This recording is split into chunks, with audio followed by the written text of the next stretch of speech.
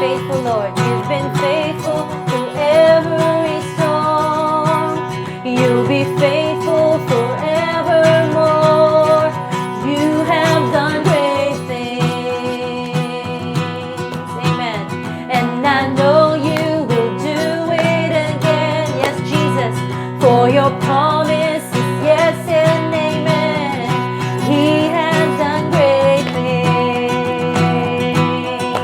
God, you do great things. Oh, hero of heaven, you conquer the grave. You free every captive. You break every chain. Oh, God, you have done great things. We dance in your freedom, awake and alive. Oh, Jesus, our Savior, your name lifted high. Oh, God, you have done great things. Amen. We sing hallelujah. Hallelujah, God, above it all. Hallelujah, God, unshakable. Hallelujah, you have done great things. Once again, hallelujah. Hallelujah, God, above it all. Hallelujah, God, unshakable.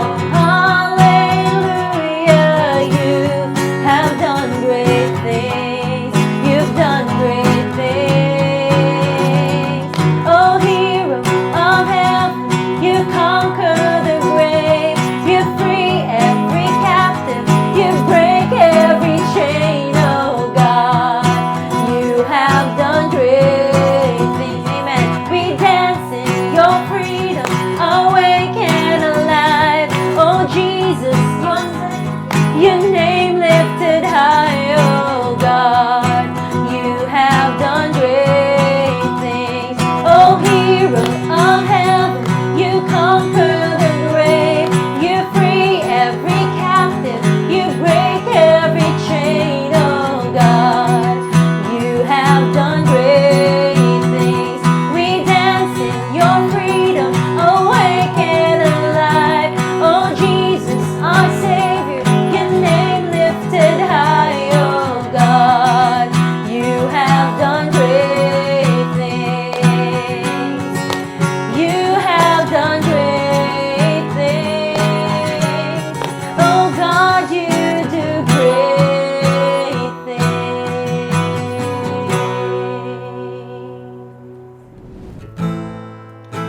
Yes, Jesus, that all I am, the all that you have wanted me to be, Lord.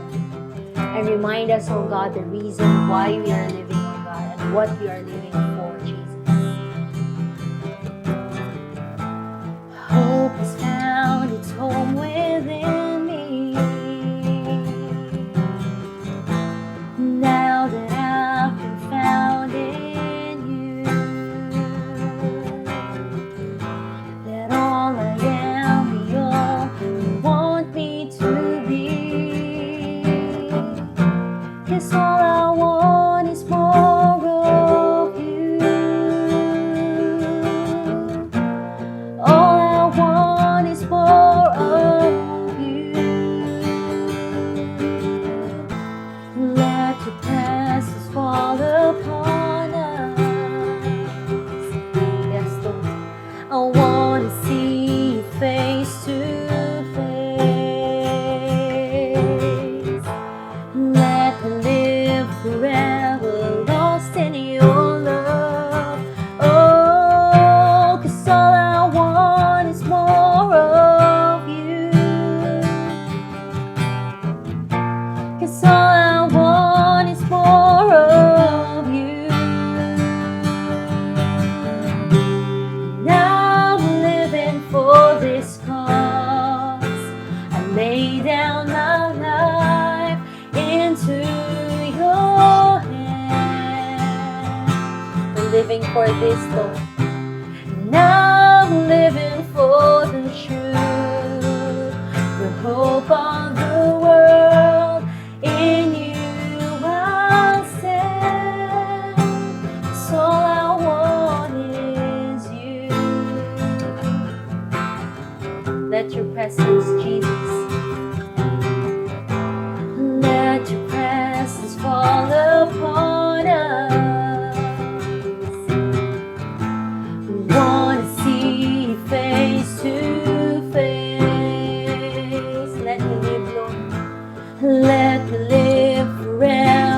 lost in your love. Oh, 'cause all I want is more of you.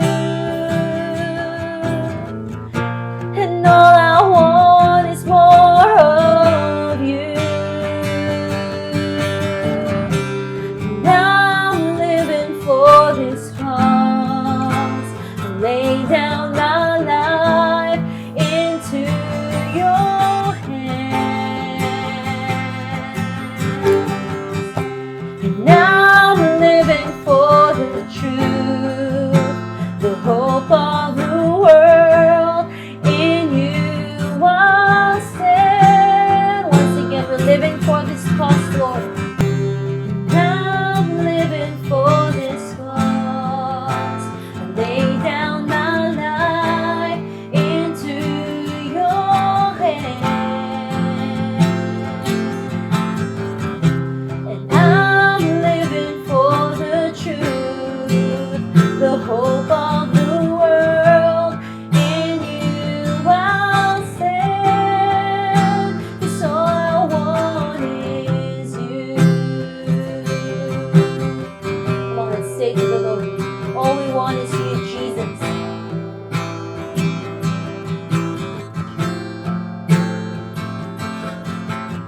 All I want is you, Jesus. Come on, church, let's sing it. All I want is you, Jesus. Let's worship Jesus. All we want is you, Lord. All I want is you, Jesus. One more time. All we want is you, Lord. And all I want is you, Jesus. From our hearts, all we want is you. All I want is you, Jesus. We're living, Lord. Now I'm living for this cause. I lay down my life into your hands. So we're living, Lord Jesus. And now I'm living for the truth, the hope of the world. In you I'll stand. For the last time, we're living for this cause. Now I'm living for this cause. I lay down my life into your hands. We live for you, Jesus. Now I'm living for the truth, the hope of the world. In you I'll stand. So all I want is you. All I want is you. Yes, Jesus. All I want is you.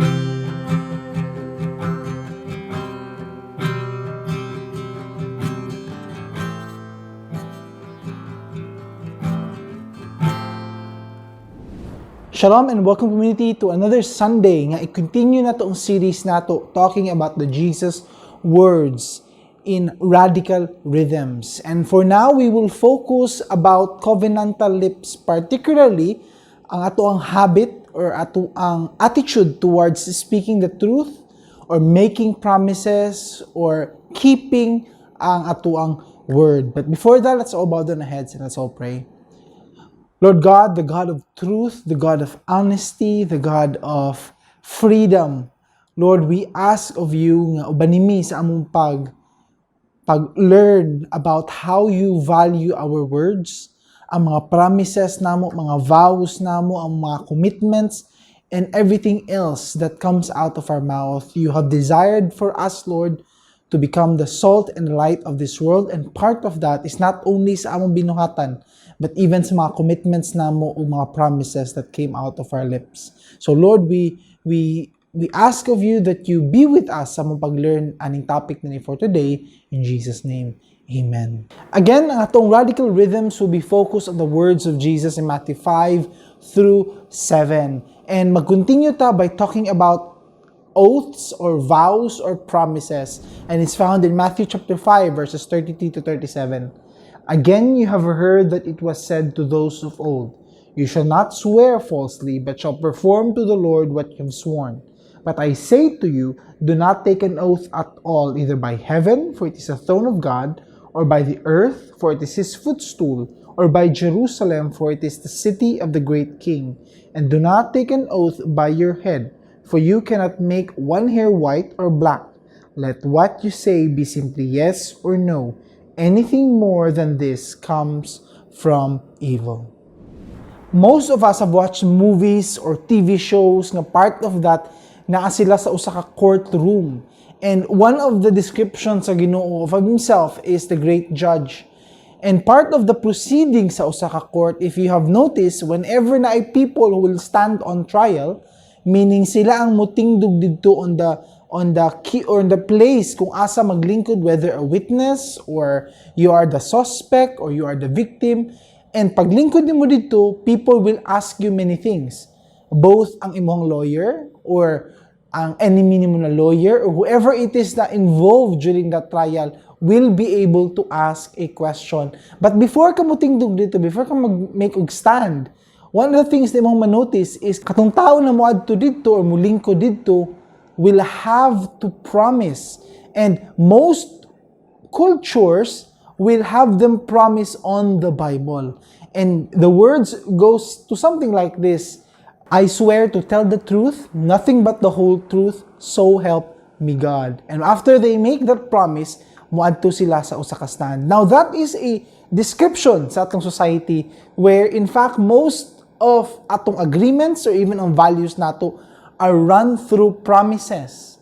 If you have noticed, pwede man po dili siya mag-promise ato and he will still be liable to the law. However, kinahanglan to na promise so as to make us feel certain na naay value na asya dito. In the same way na kita, before we do something, panagsagi na pa-promise ta, sugot at a very young age, kabantay ba mo na, bata pa kaayo ta, nakaing na statement or naipabuhaton something, and then, wingon kag, ulagi, tinuod lagi ni. Yung mga na kasi, promise?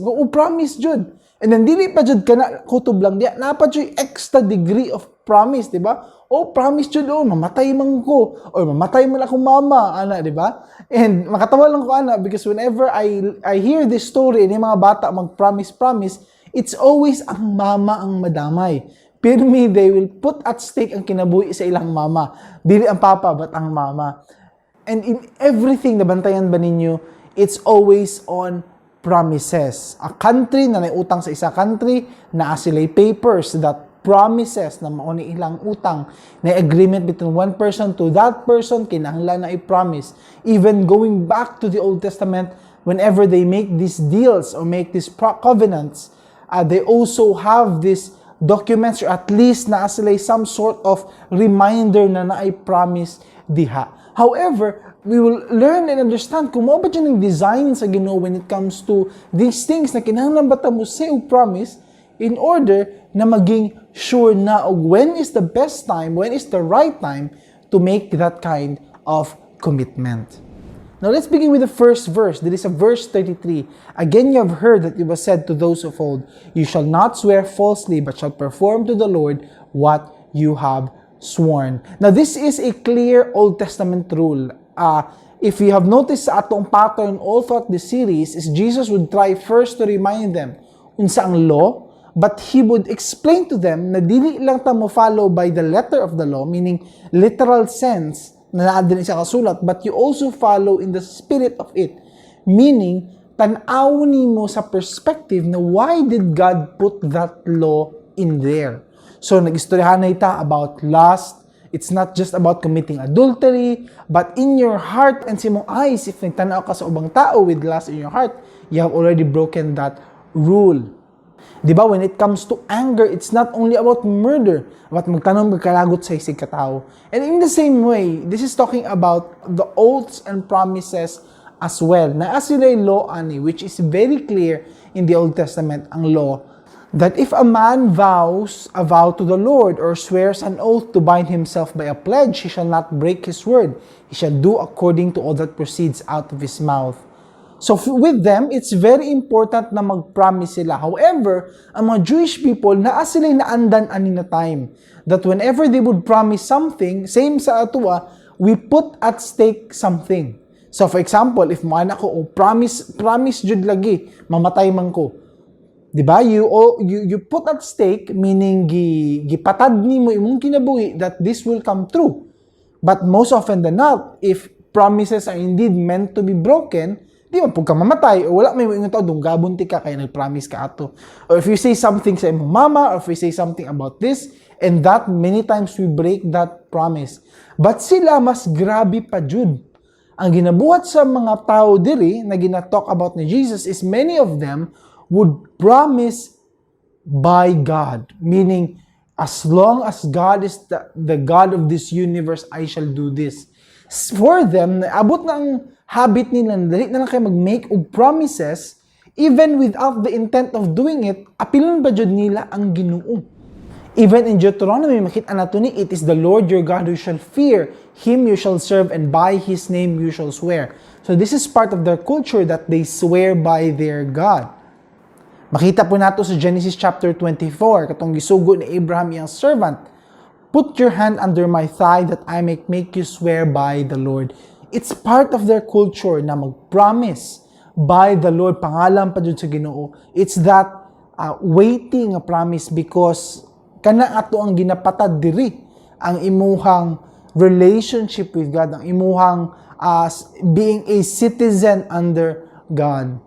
So, ang main problem na nakita ni Jesus diri, because it has been a habit for people to break the promises or simple lang kay sila pag make of promises even when they do not intend to keep them. And kana ang problema ni Jesus diri. God sees that as something against the nature of people. Something na makbuild og habit of deceit, habit of saying lies, a habit of not going by ang atong mga commitments. Not only in the big things, but if you have noticed, even in the little things, even mga little commitments na to, even pag musulti tag 7 p.m. na nato dito, if moingon ta na buhato na to ni, wala to ginabuhat, ay nalimta na ako, ay di man na importante, we try to make up these little excuses in everything na atong ginabuhat. God is opposed to those who love to promise things only to break them. Now, if you look back sa mga words this week or past few weeks or past few months, daghan ka gina-promise, daghan ka ginasaad sa ubang mga tao, doing this, doing that. In the very first place, ang problema in itself is many times we say promises that we intend to break. Nawala sa ato, which is ang topic na to karon, ang covenantal lips, a type of lips na pag musul na words na mugawas diya na guarantee, it's a covenant, it's a sure promise. That is the goal because this is God's nature. Dili siya ganahan if we keep on breaking our promises when compared to especially Him who always keeps His promises. One reason is the fact that in Exodus chapter 20 verse 7, this is part of the 10 commandments. And if you remember one of those commandments, you shall not take the name of the Lord your God in vain, for the Lord will not hold him guiltless who takes his name in vain. Most of us only think of this commandment na if yagaan nimong Ginoo, if you use His words, if you talk bad against God, this is the consequence or you are breaking this commandment. This also talks about if mag-promise ka, that if mag-promise ka, you swear by God's name, you also take His name in vain if dili nimo humanon or dili nimo tiwason. That's why Leviticus continues this, you shall not swear by my name falsely, and so profane the name of your God, I am the Lord. Now, you may begin to think, Kadali lang. Unsa may labot na ko ani, because when I promise, I simply promise. I do not use the name of my God. I do not swear by my God. I simply say, I promise. If you think that way, you are wrong. Because 1 Peter chapter 2 verse 9 reminds us, we are a chosen race, a royal priesthood, a holy nation, a people for His own possession. Unsay function nato?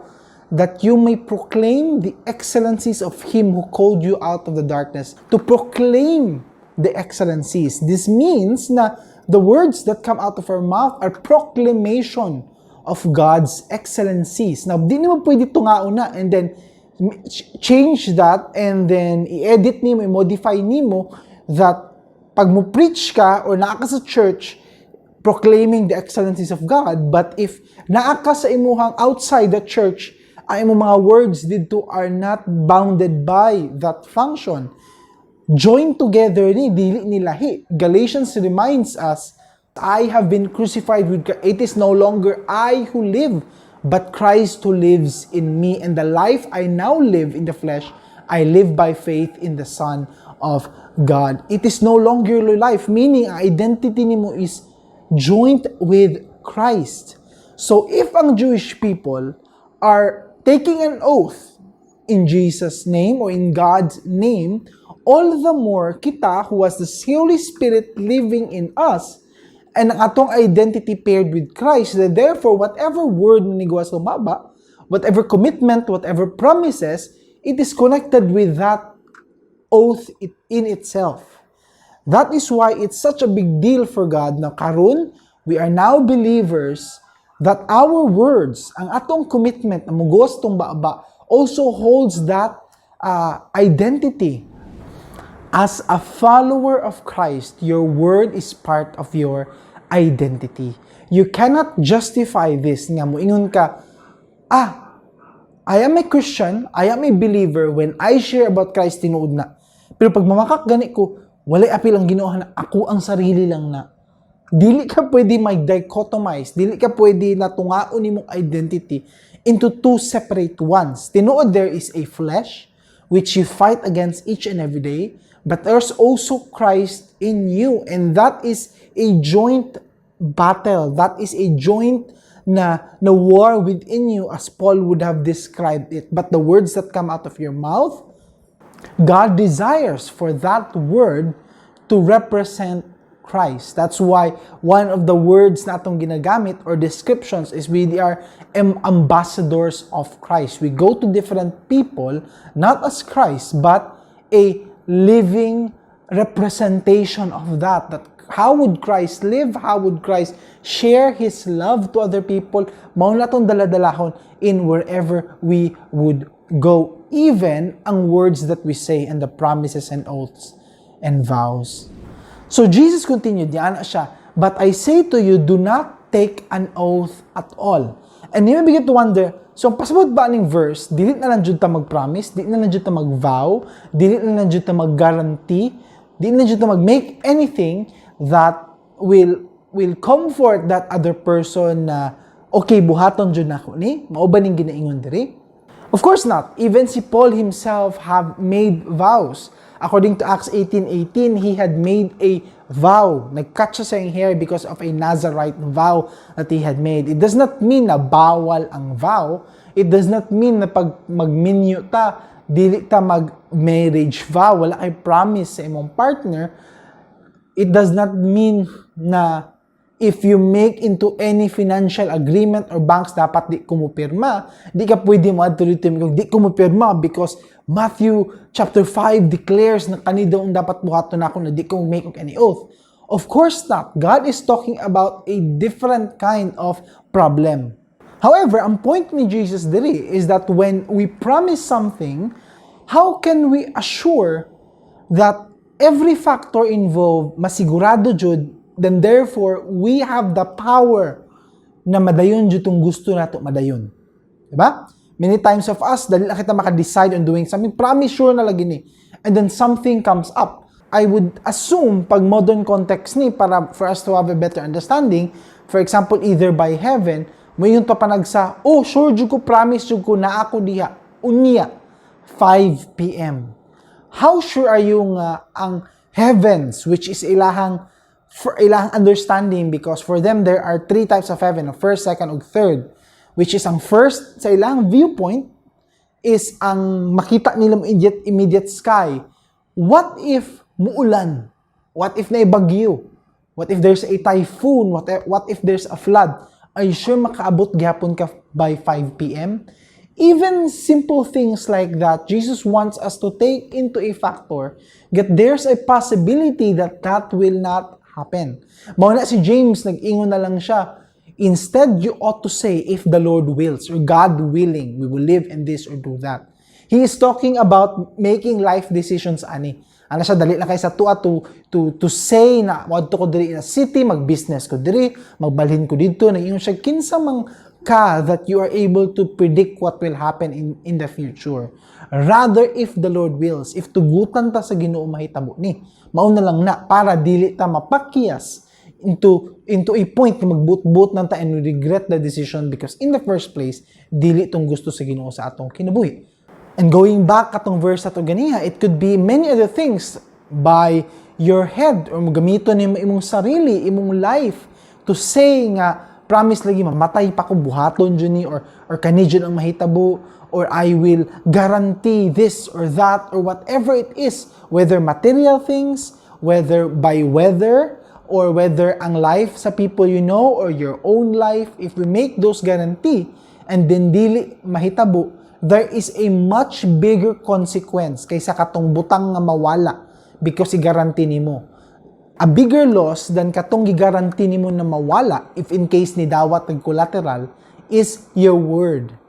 Muna, I love Dave Ramsey, a financial coach. Inani siya ka stricto when it comes to finances because he has gone through bankruptcies. Also, dahil siyang taong napasakitan because of his previous ways. Now, he has an advocacy to share about financial na, ethical na financial na planning and all these things in a Christian perspective. And one of the things na iyang ingrained sa iyang family is that whenever mag-release og check or whenever na ay guarantee financially, it's a divine transaction. So one time, ang iyang anak si Rachel was not able to keep her promise by releasing a check and then i-bounce iyang check because kulang iyang kwarta. Now, in the financial sector, pag mo bounce yung check, it's not really a big deal. Nalaki percentage nga penalty and you have to reissue the check and then akay bayaran, although mupangit imong standing when it comes to the bank. But for him, it's a much bigger deal than that. So, ambot lang i-follow ninyo iyahang parenting advice, but ang iyang gibuhat is nagkasaban niya yung anak, ana siya pag-suot sa nina, pag-prepare going out of the place because maato ta sa bank, inistoryahan na tong manager. And what you will do is you must apologize to the manager himself. So, syempre, ni-duol siya dito, ni-adto sila as a father and daughter. And ang manager na shock, kapila na dagan na mga bounce checks na itabo diri. But this is the first time na ay babae dito na mo stand in front and I apologize na makako sa imo, na makako sa tao, and I was not honest with my check.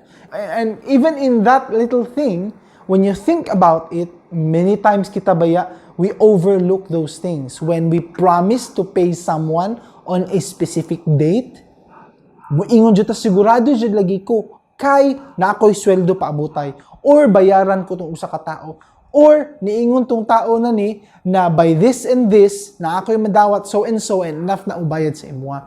And as you know, pirmi na is something that will come up. And kabantay ba mo that this is not just coincidence?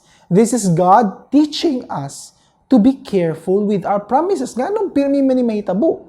Because God is saying you are not in control of the future. Rather, say, God willing, or do not make that promise if sigurado ka na naay mga factors involved na possibly mag-arise. That's the problem with Jephthah, if you remember the story. Desperate na kay sila mo daog sa gira. So what he did was, in order to ensure the win, he had made a rash vow. A promise. Ana siya, Lord, padauga lang jud me, and I promise, whatever, whoever, an animal, whatever it is na come out sa mong balay, pag uli na mo from the victory, i-sacrifice na ako as a burnt offering. And As you know, this is not a custom of the Jewish people. Nag-arise ang emotions in order to win, and then he made a rash vow. What happened was, wa siya kabalo na atat na di kaayo mag-welcome ang iyang daughter to him after the war. So that is what happened. Ang nahitabo was, he made the promise, they won. Pag uli nila from the victory parade, ang nisugat sa iyaha from his household was his daughter. And true enough, as you know, if that is a promise made towards God, He must fulfill that promise. And that is a lesson for us. Do not make kaning mga vows or promises, even the little ones, especially if we make them without really the intent na humanon jud to. And guilty ta ani, especially as parents, dali lang kay sa tuwa to make these little lies to comfort people. Oh, lagi next week palitan ti kaani, or next month lagi siguro mo adto ta ani na place. And then abot ang COVID, lockdown, dili may tabo. Di ba? Dali lang kayo sa to say these promises, but you do not know this. But the children look at you and the words that you say, maabot na lang ang point in time, they will say, ay, tuwa na. Or di kaya ang older siblings, kung ay kuya ate, and manghod, hopeful pa kayo na sundo yung promise, masag, ayog tuwa na papa, dili na niya dayo nun. Or di kaya nalapoy niyo mo arise something, ayog salig na saya. That is a tragedy that even in our own very households, dili sila mutuo sa tuwa because we do not keep our words. That's why Ecclesiastes naghatag na lang si Solomon in his wisdom this practical advice. When you vow a vow to God, do not delay paying it, for He has no pleasure in fools. So He calls you a fool if pataka kag promise. Pay what you vow. It is better that you should not vow than that you should vow and not pay. Mas may ayun lang pag-promise. Ayun lang promise, hindi mo kaya bayaran. This was my dilemma. During college, I was a scholar, but naagyapon ko bayaran na miscellaneous fees. So one time, dili na ko kaya mabayaran during a certain date, but the school requires, most of you are familiar with this, na naakay what we call promissory note. So naay mga institutions na mag-require ana, for you to do something, kailangan ka mag-promise. But for me, nag-struggle sa akong theology na ako because I was still medyo big deal pa kay sa ako ang mga aning mga things ang by letter of the law, kinanglan ba na making sure everything is correct. So in my legalistic way, pag abot dito, I just assumed nga, okay, bayaran lagi na, so let me take the test. Ningon ng office, oh, wait lang, Mr. Su, kinanglan ka magpasa og promissory note and you must sign this in order na releasan ka for the exam. And for me, explain ko dito. Most of you who know me and will explain in person, gina-justify na ko, anak ko sila, unsay difference ang promissory note against my word. I promise you, I say to you, bayaran ako ni at so and so na date. So therefore, I do not need a promissory note. Now, if you imagine yourself niya, kamo tong naa sa admin na office, and kamo maminaw, ana, murag, di ka sigurado sa ano pag, murag, sir, ipagbuhat na nagpapil niya, pirmaha, ipasa, okay, natatalan. Ngayon, kinahanglan pa mo i-justify mo sarili. Yaw, ga-justify dyan ko ito, kamot dyan ko dito. And ang nakitabo, napugos na lang dyan ko to make that promissory note against sa ako ang will. Sige, buhat ng promissory note. Oy, para, since required na but nahingon ko sa akong word and mo to ang mas sure dyan tinuod because let my yes be yes and my no be no. So, gihatag ng promissory note. And lo and behold, katong date na naa sa promissory note, which I guaranteed in my word na mabayaran ako at this day, wala na ako nabayaran. And that is a lesson for me at that time nga, do not make any rash assumptions sa mahitabo or ani dayon if di ka sigurado of what the future will hold. Mahimo na lang kag fool out of the people who are listening to you because magpataka na lang ka og promise. Think about your promises. Even katong promissory note, I should have thought very deeply and carefully kanus anako na date to bayaran. Because ang date na gibutang nako was not the full extension nga pwede, but sigurado jud ko at that 30 magud na day, naa-joy mo abot nga kwarta, and then naa-di ay delay. That's a reminder for us sa Proverbs that even God Himself, that is one of the gibutang niya na dili niya ganahan, a tongue that lies, a false promising nga habit na possible atong ginabuhat. Now, looking back sa example na to ganiya, why do we have to hold the Bible or promise to do something, promise spiritually or Bible in order na ma-ensure atong promise? Unsay difference ana between ako ang word lang iingon or to say just a simple word. And so what is the problem? Now, in order to answer that question, let's first understand ang Ginoo when He promises. Hebrews 6 tells us, "For when God made a promise to Abraham, since he had no one greater by whom to swear, he swore by himself, saying, Surely I will bless you and multiply you." The only difference between ang Ginoo mag-promise sa atua, when we trust in God's promises versus kita mo promise sa ubang tao or sa Ginoo. When we promise, we tend to fail. We tend to not keep our word. But when God promises, nag-ingon pag-idiri, He swore by Himself, meaning gidouble promise niya kaugalingon.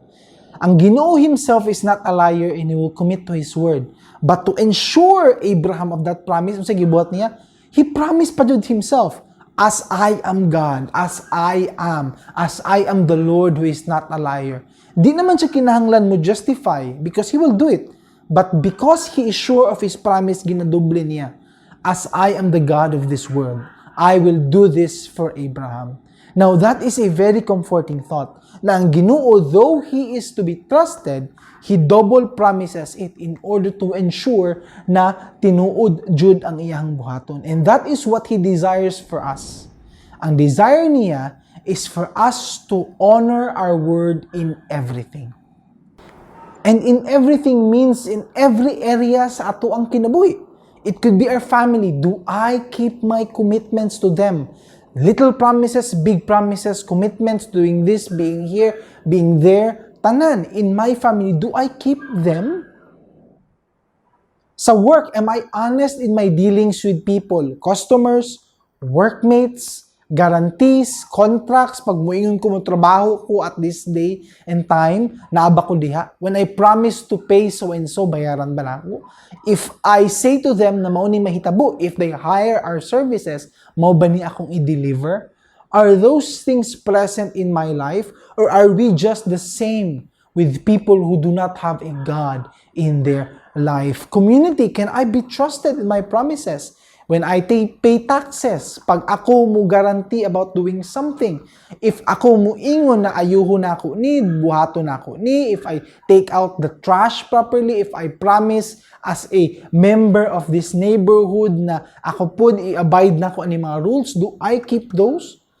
And essentially, mo ning ginapangutan na diri because it's not just about the promises or the monetary factor or the things na madamay, but it's about this. Are there people in my life whom I do not keep my word? It's about relationship. Ang gusto sa Ginoo, we are the type of people na pag ikaw gani mo ingon, aning butanga, it is meant to be a promise. It is sure. They trust your character because they trust na imong ginaingon nga faith is really true. Mao ning gipakita na example ni David, and I love this example. When David was at the top of his reign, he looked at what the Lord has blessed him with. And ang niaray sa iyang mind, it's not about himself, but it's about his social responsibility. So one day, nangutan na siya, is there still anyone left of the house of Saul that I may show him kindness for Jonathan's sake? Now, diri ang issue with this. As you remember, Saul is the enemy. He was hunted by the previous king, but the king's son, the prince, si Jonathan, was his friend. And despite ang offenses sa papa, he looked towards his love for his friend. Mo na siya, kinsa pa bay ako ang ipwede i-keep na sa akong promise to take care of him. He has helped me with so many things. And dito nakita na naapadi ay usa ka anak si Jonathan or usa ka descendant si Jonathan who is neglected in society. He was a cripple. So after dito, nangkamot si David to call that man. And in that moment, I would think na hadlok ayo siya because basin patyon siya by the enemy of my ancestor. But no, kindness was given to him. He was given a seat at the table. He was given all the food that he needs to eat.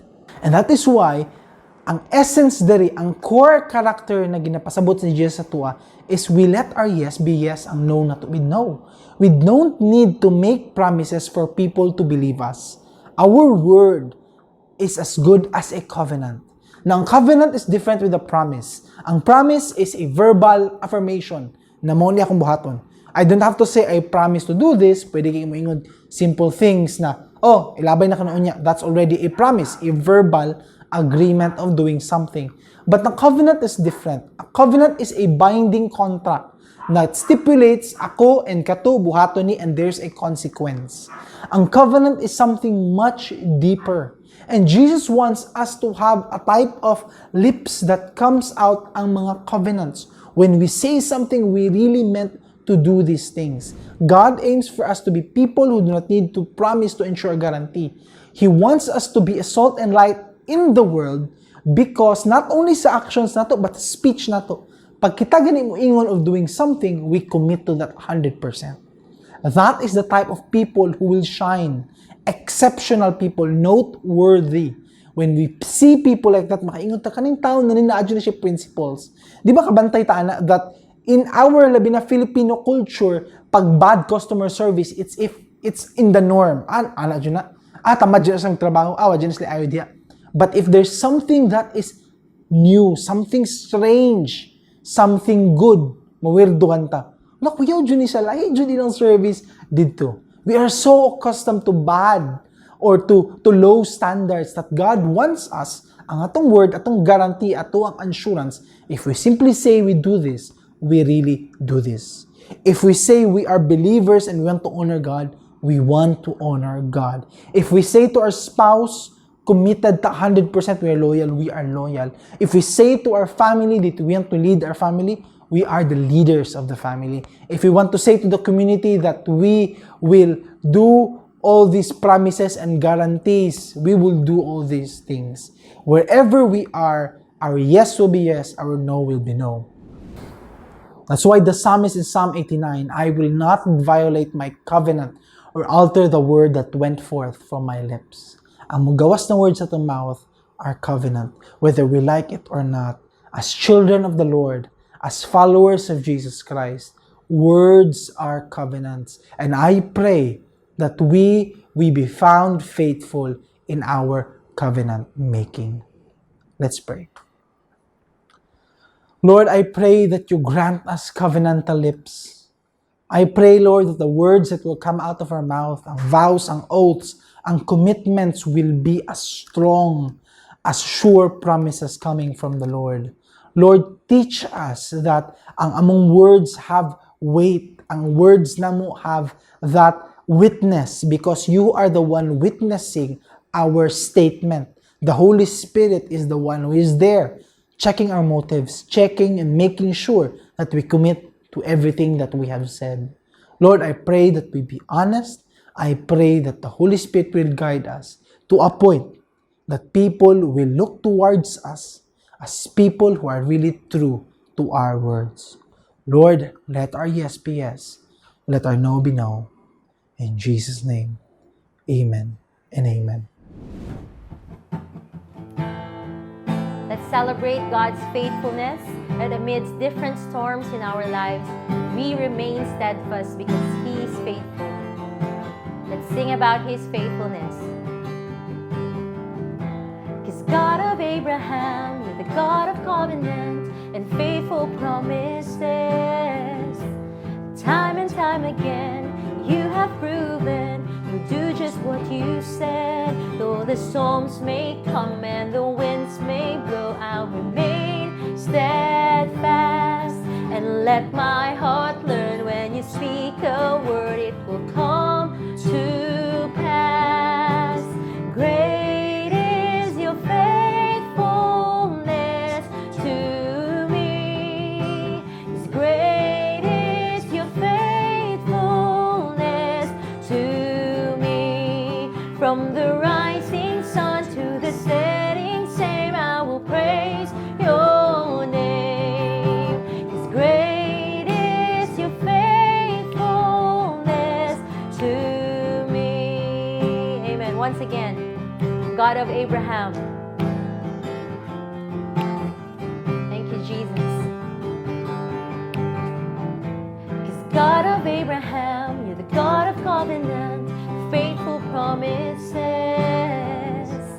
Time and time again, you have proven you do just what you said. Though the storms may come and the winds may blow, I'll remain steadfast and let my heart learn when you speak a word, it will come to pass. Great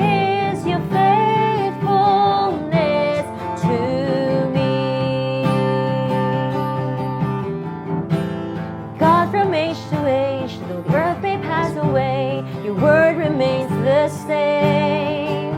Your history can prove there's nothing you can't do. You're faithful and true. Though the storms may come and the winds may blow, I'll remain steadfast. Amen. And let my heart learn when you speak a word, it will come to pass. 'Cause great is your faithfulness to me. Great is your faithfulness to me. From the rising sun to the setting same, I will praise your name. 'Cause great is your faithfulness to me. I'll put my faith in Jesus, my anchor to the ground, my hope and firm foundation. He'll never let me down. I put my faith in Jesus. Come on. Good to the ground, my hope and firm foundation. He'll never let me down. Once again, I put my faith in Jesus, my anchor to the ground, my hope and firm foundation. He'll never let. For the last time, I put my faith in Jesus, my anchor to the ground, my hope and firm foundation. He'll never let me down. He'll never let me down. 'Cause great is your faithfulness to me. 'Cause great is your faithfulness to me. From the rising sun to the setting same, we'll praise your name.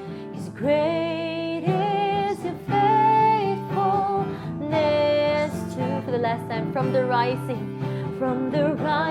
sun to the setting same, I will praise your name. 'Cause great